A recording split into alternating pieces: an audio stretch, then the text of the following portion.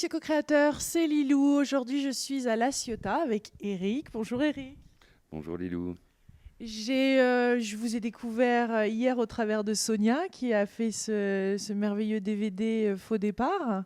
Et donc nous voilà, me voici euh, à côté de vous pour faire une interview sur l'expérience de mort imminente ou NDE en anglais. Est-ce que vous pourriez nous dire, pour qu'on apprenne un petit peu plus sur votre parcours, pourquoi vous êtes intéressé à ce sujet, qu'est-ce que vous faites exactement? Vous enseignez, vous recherchez? Un peu tout ça en fait. Je suis donc docteur en psychologie clinique et psychopathologie. Je suis responsable de l'unité de psycho-oncologie au service d'oncologie et de soins palliatifs de la Timone. Donc j'enseigne au DU de soins palliatifs, à la fac de médecine, j'enseigne À Marseille? à Marseille et à Aix, dans le laboratoire de psychologie clinique et psychologie sociale. Alors mon parcours est un peu atypique puisque j'ai commencé par la théologie. En 86, je suis passé devant la faculté de théologie protestante et je me suis dit il faut que je m'arrête là et que j'étudie. Ma question, c'était la question de Dieu. Ça m'a toujours intéressé. Et j'avais lu les livres de Anne et Daniel Morat-Givaudan, et notamment de Mémoire d'Essénien. Et je me suis dit, ce Christ-là qui est raconté, il me fait tant de bien qu'il faut que je trouve si c'est vrai ou pas. Alors bon, j'ai fait toutes mes études, etc. Et puis après, mon épouse m'a dit que ça serait peut-être mieux de faire autre chose que de vendre des pizzas, ce que je faisais très, très humblement, mais c'était sympa. Et donc, elle m'a poussé avec d'autres à reprendre des études d'ethno, puis de psycho. Et là, j'ai fait toutes mes études, je suis tombé sur des gens extraordinaires, notamment le monsieur Favre, Roger, qui est le premier chef de service du service dans lequel j'ai travaillé, et qui m'a dit l'oncologie médicale est une terre du sacré. Et je me suis dit, mais cet homme est extraordinaire. Et on s'est liés d'amitié. Il a construit l'unité de psycho-oncologie. À l'époque, il y avait un psy, maintenant il y en a 7. Et puis, on a construit l'unité de soins et de recherche sur l'esprit, la première en France, qui était l'unité de soins spirituels, avec le docteur Botti, avec Eliane Lheureux, qui est une sophrologue, qui travaille encore avec nous. Et tout ce petit monde a avancé main dans la main. Maintenant, le chef de service, c'est Florence Dufaux, qui est oncologue, spécialiste des sarcomes, et qui est très ouverte à tout ça, et qui nous laisse vraiment l'amplitude de pouvoir travailler. Et donc l'idée, en dehors des recherches, c'était de faire de la clinique, c'est-à-dire que nous, notre travail, c'est d'accompagner des gens qui sont en train de décéder d'un cancer ou d'une autre maladie grave. Et l'idée, c'était de leur proposer le DVD de Sonia Barkala, tout ce qui peut exister sur Internet sur le sujet, on a construit un petit feuillet de 10 pages qui fait un résumé des recherches, à la fois un résumé des recherches qui sont pro-NDE et contre NDE, et on propose ça à la sagacité des patients qui sont extraordinaires. Et on a des échanges vraiment très très fabuleux avec des gens qui disent oui, oui, moi j'ai toujours pensé que c'était ça, etc. Et donc ils s'ouvrent à ça. Et d'autres personnes qui nous regardent un sourire en coin en disant mes cocos, déjà les psys, vous me gonflez, pas m'emmerder avec ça. Mais au moins on réfléchit ensemble. Hein. L'idée, c'est vraiment de proposer un mythe urbain. Alors mythe, pas dans le sens où ça serait faux, hein. Mythe dans le sens le plus profond du terme en sciences religieuses, c'est-à-dire que c'est quelque chose qui nous fonde et qui nous permet de dépasser nos peurs. Parce qu'en fait, le plus grand poison de l'humanité, c'est d'avoir peur. Alors moi je dis ça parce que je suis un grand peureux. Parce que sinon... Et donc la vie m'a proposé de travailler ces peurs. Et j'ai eu une chance extraordinaire de tous ces gens qui m'ont aidé, mon épouse, hein, sans qui je ne serais pas là, qui me permet d'écrire, etc. Et après, ça se fait tout seul, dans des congrès, etc. Rencontrer des gens, il est parti maintenant, mais Servan Schreiber, beaucoup de gens qui sont connus maintenant et qui sont vraiment de très belles personnes. Et donc, à la Timone, plus spécifiquement, on continue à travailler donc, dans un sens psychosocial et dans un sens clinique. Donc, je suis ni neurologue, ni médecin somaticien. Donc, mon but n'est pas de prouver quoi que ce soit sur les NDE. Mon but est de faire une expérience avec. Et D'accompagner, d'aider les gens vers la mort ou qu'ils du moins n'aient pas peur de la mort, c'est ça? ouais, d'être le plus apaisé possible et d'être en... C'est banal ce que je vais dire, mais à part l'amour qui nous guérit, je vois pas. Alors l'amour, c'est ni le désir, ni la possession, c'est quelque chose qui se construit, c'est une histoire. Et c'est sa propre histoire qui est remaniée à l'intérieur de ces multiples facettes. Quand on regarde une histoire, il y a toujours, c'est un scénario, il y a toujours les deux protagonistes de l'histoire, deux ou trois, celui qui regarde, c'est pouvoir se déplacer comme ça et de délocaliser sa conscience. Alors avec la sophrologue, donc Eliane Lheureux, elle m'a permis, parce qu'avant j'étais un psychanalyste pur et dur quand même, hein, donc moi le corps, et de faire travail, de comprendre que ça pouvait passer par le corps, que ça pouvait passer par tous les chemins possibles, inimaginables, pour toucher ce que les grandes traditions appellent le cœur, et ce qu'à l'heure actuelle on pourrait appeler la conscience infinie ou la conscience illimitée. Et une fois qu'on comprend ça, comment vit-on sa vie alors? Une fois qu'on comprend ça, on vit sa vie comme tous les autres êtres humains, mais avec le poids en moins de penser qu'on est dans une guerre à tout prix ou dans une sorte de compétition, dans une sorte d'avoir. Je crois que si on vit sa vie avec l'être, ça ne nous empêche pas de souffrir, hein. Je crois qu'on est tous laminés. Mais au lieu de se révolter, on se dit qu'est-ce que j'ai à comprendre. Et quand on commence à penser comme ça, eh bien, on commence à renouer avec les anciennes traditions chamaniques, etc. Non pas pour devenir chaman, je crois qu'il faut rester... moi, je suis un bon Gaulois, mais pour être euh, en harmonie. Hier, je passais une motoculteur donc dans mon jardin et je perce un plymouth, un tuyau d'eau et je me dis zut et zut. Alors ce matin, il a fallu que je cours, etc. Et puis dans la voiture, je me suis dit mais pourquoi j'ai percé ce tuyau? C'est-à-dire que j'ai appliqué ce que j'avais appris en psychanalyse à un phénomène comme ça. Et je me suis dit c'est vrai. Un ami qui était venu sourciller, me dire qu'il y avait de l'eau, etc. Je vais complètement oublié, alors que je m'étais dit je vais aller faire un puits parce que s'il y a de l'eau, tout le quartier pourra en profiter. Et je pense que c'est cette nouvelle façon de penser les choses, sans être foufou, simplement se dire que notre vie a du sens. Et pas surcharger de sens, on ne va pas devenir paranoïaque non plus, mais simplement lui donner un petit sens qui nous permet d'être heureux et de se dire, ben, quand on crève un tuyau d'eau, c'est embêtant, c'est casse-pied, on ne le répare, mais il y a peut-être autre chose. L'eau, c'est une énergie, c'est quelque chose de beau et de sain. Voilà. Et mais quelles sont aussi quand même est-ce qu'il y a des limitations une fois qu'on commence à parcourir, à aller dans cette direction de recherche, d'esprit, du spirituel, de témoignages de NDE, d'aider les personnes comme ça en phase terminale? Est-ce qu'il y a un piège dans tout ça auquel il faudrait faire gaffe ou pas selon vous? Le seul piège, c'est de ne plus discriminer. Je crois que j'adore le Bouddha lorsqu'il dit la vérité, c'est ce qui est utile. Il a une petite histoire qui est toujours très belle. Il y a deux histoires. Une de Krishnamurti d'abord, qui me plaît et qui est extraordinaire. C'est l'ami du diable et le diable. Ils sont au-dessus d'une grande ville, au hasard Marseille, et ils regardent la Canebière. Ils sont là. Et là, ils voient une créature, un petit humain, qui ramasse quelque chose sur le trottoir. Et l'ami du diable dit au diable, mais que fait cette créature? Et le diable lui dit, bah, il ramasse un morceau de vérité. L'ami du diable est, mais c'est pas bon pour nous, qu'est-ce qui va se passer, quoi? Et là, le diable, dans un magnifique éclat de rire, lui dit, ne t'inquiète pas, on va l'aider à l'organiser. Ça, c'est le premier piège. Et le deuxième, c'est de ne pas se rendre compte que à l'intérieur de nous, bah, y a le moi. Et le moi, il est fait de toutes les circonstances qui nous a construits.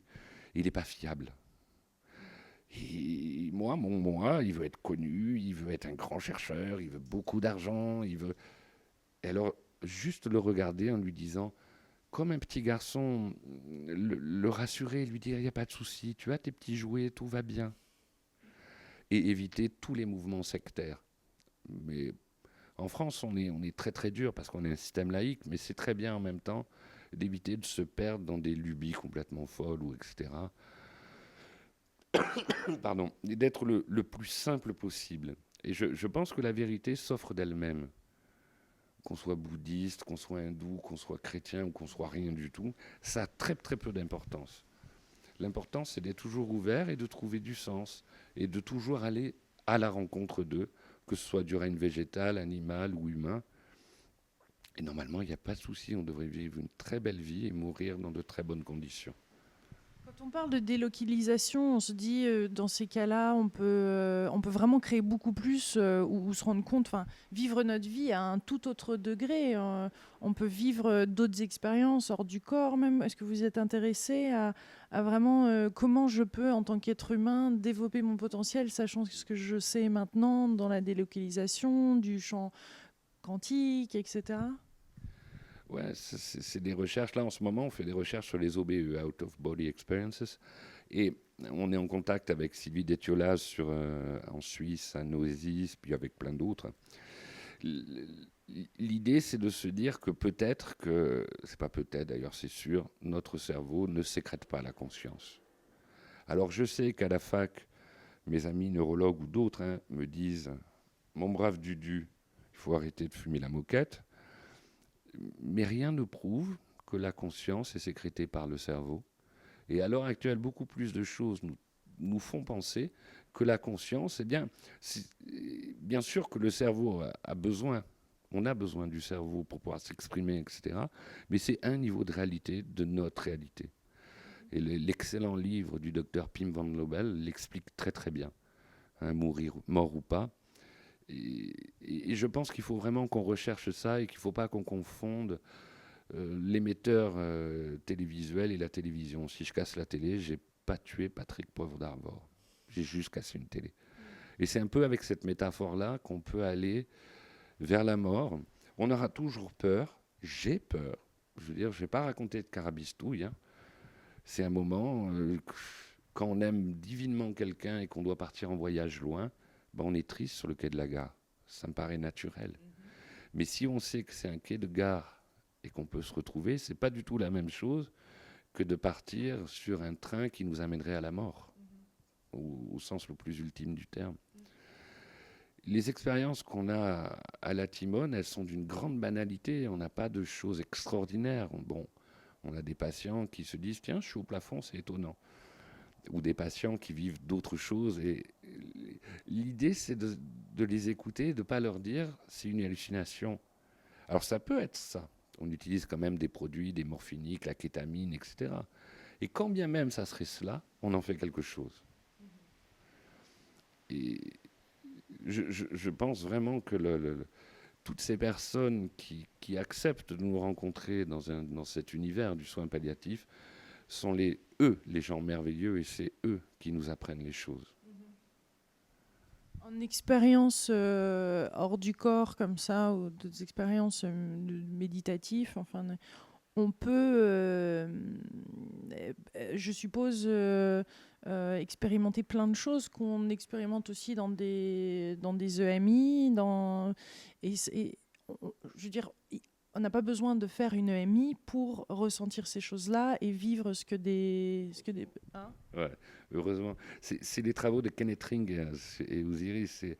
Ils montrent qu'en fait, et c'est ça qui nous a poussé à utiliser les EMI, c'est-à-dire que quand on lit des choses sur les EMI ou on regarde un documentaire, on a un impact sur le syndrome anxio-dépressif, c'est-à-dire qu'on diminue la peur de la mort. Bon, c'est déjà pour ça, c'est déjà pas mal, c'est bien. Et après, on s'est aperçu que les gens qui ramenaient les choses des EMI, le tunnel, etc., eh bien, d'autres personnes le vivaient au moment d'une grossesse, d'autres personnes le vivaient dans des moments de méditation intense, etc., par une pratique, quelle qu'elle soit.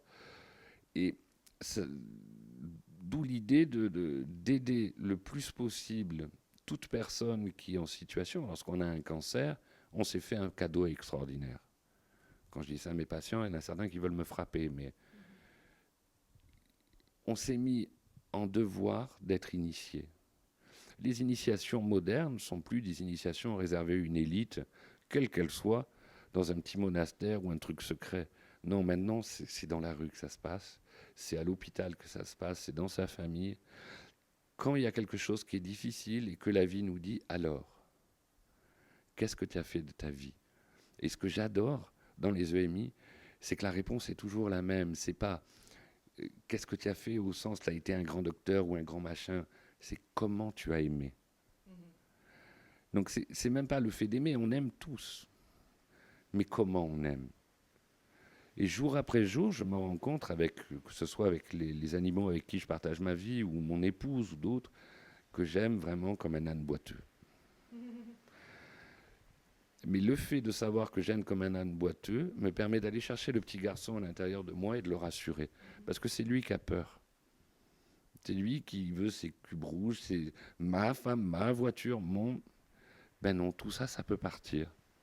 Et ça peut partir parce que c'est immensément libre. Là, on parle d'amour inconditionnel. Ouais. Et c'est ce que beaucoup de personnes témoignent de leur NDE. Elles ont quand même vécu un amour qui était immense, infini. On ne peut pas le mettre dans une petite boîte rouge. Hein. Non, quand on a vécu ça, ça m'est arrivé. J'ai pas fait de EMI. Mais quand on a vécu cet état-là, ne serait-ce qu'une fraction de seconde, comment je peux m'exprimer? Je n'ai pas de mots. Si ce n'est peut-être les poètes. Les poètes y arriveraient. L'albatros. C'est quelque chose qui nous remplit et on sait qu'à jamais, c'est ça. Cela est. Et une fois qu'on est là, je pense que la vie est tout sourire. En plus, nous, en Occident, et ça va. On a un toit, on a de quoi manger. Enfin, ça va peut-être pas durer, mais pour l'instant, ça va. Par ma propre expérience, c'est vrai que j'ai remarqué qu'à partir du moment que mon cœur s'est ouvert, il y a quelques années, et je l'ai vraiment ressenti comme ça, hein, le cœur qui s'ouvre, qui veut recevoir, participer, donner, recevoir, à partir de ce moment-là, c'est une toute autre vision de la vie. On n'est plus dans une vie matérialiste. Je pense que le néopositivisme et le matérialisme, c'est fini. Comme je dis à mes confrères qui sont matérialistes, je veux pas être spirituel à tout prix, mais je veux une autre vision de la matière. C'est-à-dire que la vision qu'on a à l'heure actuelle de la mécanique newtonienne de la matière est fausse. La matière n'est pas ce qu'on pense qu'elle est. Elle est vibratoire, elle est énergie. Et il faut en faire quelque chose. Et vraiment, je pense que j'ai découvert ça grâce aux patients, parce que c'est mes patients qui m'aident beaucoup plus que ce que moi je peux les aider d'ailleurs. Et bien après, tout va bien. Moi, j'ai jamais travaillé de ma vie, puisque ce que je fais, je l'aime. Donc j'ai une définition du travail qui est plus socratique. J'accouche, hein, la péripatéticienne, et je ne suis pas dans le labeur. Je suis pas... Et donc pour ça, c'est une bénédiction au sens ancien du terme. C'est quelque chose qui nous réchauffe à chaque instant, quelle que soit la grande tradition. Hein, ce que j'aimais en théologie, c'était de m'apercevoir que, quelles que soient les grandes traditions, elles disaient bien toutes la même chose d'un point de vue mystique, et qu'effectivement, quelle que soit la façon dont on peut penser Dieu, eh bien, il va prendre l'image et la coloration de notre culture, mais c'est bien le même. À Marseille, quand je travaille avec des gens qui sont des musulmans, c'est extraordinaire. Ils sont extraordinaires et on avance. Bien sûr que c'est une culture différente, bien sûr qu'on n'a pas les mêmes représentations. Les mêmes peurs. Voilà, mais... Parce que justement, que la religion a pu nous mettre. Mais la religion, c'est... Il y a plusieurs acceptions au mot religion. Le seul que je tolère, c'est religere, qui veut dire avoir souci d'eux. Après toutes ces histoires-là d'être relié au Dieu sacré ou etc., c'est pas ma tasse de thé. C'est-à-dire que le Christ, celui avec qui je parle à l'intérieur de moi, etc., il a très peu de choses à voir avec le Christ de l'Église, qu'elle soit catholique ou protestante. Ça ne m'empêche pas de travailler avec les églises, mais je ne m'y reconnais pas. Et pareil pour toutes les autres religions. Quand on approche la mort comme ça, est-ce qu'il y a des choses du passé qui reviennent ou avec quoi de quoi vous traitez pour les aider à les accompagner vers la mort en fait? Quelles sont les barrières ou les mécanismes qui font qu'en tant qu'être humain, et encore plus quand on approche de la mort, on en a peur ou on ne se laisse pas assez aller?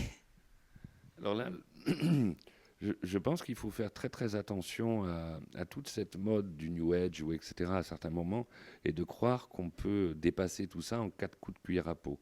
C'est pas vrai. C'est-à-dire que c'est un long cheminement. C'est un cheminement avec notre trajectoire et notre histoire. Et ce que nous a enseigné la psychanalyse, entre autres, est très important. C'est-à-dire qu'on vit dans un imaginaire. Et je me rappelle d'une dame qui, pour elle, ça ne lui parlait pas, l'amour, tout ça. Mais par contre, elle se souvenait que quand elle était petite, elle avait peur du noir et elle avait une petite lumière, vous savez.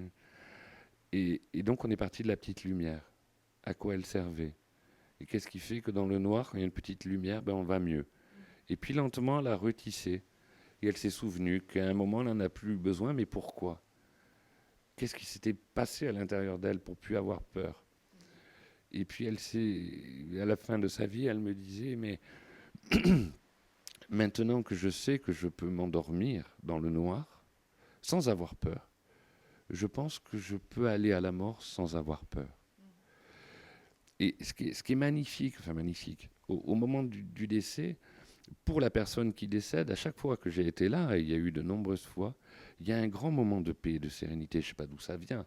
Je ne vois rien, mais ce que je sais, c'est qu'il y a une grande paix. Après, bien sûr, il y a des pleurs, il y a le manque, il y a la chair qui appelle la chair, etc. Mais sur cette paix, on peut construire. Quand on aime quelqu'un et qu'on l'a vu partir en paix, je pense que ça, c'est extrêmement important. Oui, c'est un cadeau, c'est au-delà du physique, du terrien. Oui,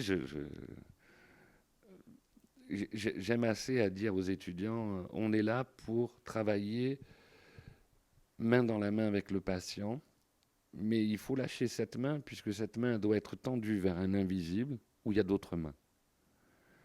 Et qu'importe la représentation qu'on a de ça, la vérité, elle naît d'elle-même.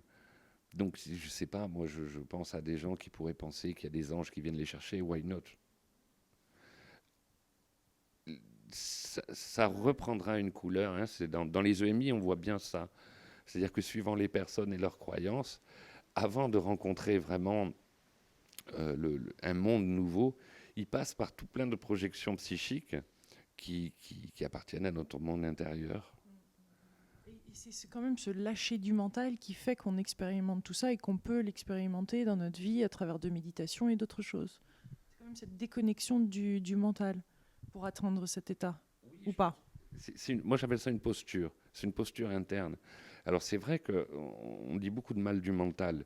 Mais bon, c'est le mental qui m'a permis de faire toutes les études que j'ai faites, etc. Mais c'est une dose, en fait. Il ne faut pas qu'une des fonctions de mon être prenne le pouvoir. Et donc, mon mental, je dois le traiter comme un outil. C'est un outil. Et mon mental, j'en ai besoin pour aller chercher ma voiture, j'en ai besoin pour faire un cours, j'en ai besoin. Mais quand je questionne l'amour avec un autre être humain, si j'utilise le mental, c'est comme utiliser un marteau et un tournevis. C'est couillon. Donc il faut que j'utilise autre chose. Et je vais utiliser quoi? Mon monde émotionnel. C'est pour ça qu'il faut travailler au niveau méditation, etc. Parce que les émotions sont aussi des choses qui doivent s'apprendre comme la raison. C'est-à-dire d'être en paix, de pouvoir les recevoir, de pouvoir les désintoxiquer, de pouvoir les localiser par rapport à son corps. Et tout ça, c'est un petit travail qu'on doit faire tous les jours, nous tous, se rééduquer. Merci beaucoup Eric, merci de ce délicieux moment passé ici dans le sud de la France avec le vent, c'est extraordinaire, quel lieu! C'est magnifique, ce lieu est magnifique. Et puis vraiment, en tout cas, je tiens à remercier vraiment toute l'équipe de la Timone, parce que là, c'est moi qui suis là. Mais il y en a tout plein. Il y a Florence Dufaux, Sébastien Salas, Eliane Lheureux, toute l'équipe des aides-soignants, toute l'équipe des infirmières, des ASH, et tout ce petit monde. L'air de rien, ils font beaucoup plus que beaucoup de choses qu'on fait. Yes. Bravo à tous ceux qui ont le courage de vivre leur élan du cœur, de le faire à fond, de le faire avec passion. Merci mes délicieux co-créateurs d'avoir regardé cette émission et je vous encourage vivement à partager ça avec tous vos amis, bien sûr. Vive Facebook, vive Twitter, on y va, on partage, c'est le moment d'agir, de partager toutes ces connaissances maintenant. Hein. The time is now. Yes. Gros bisous.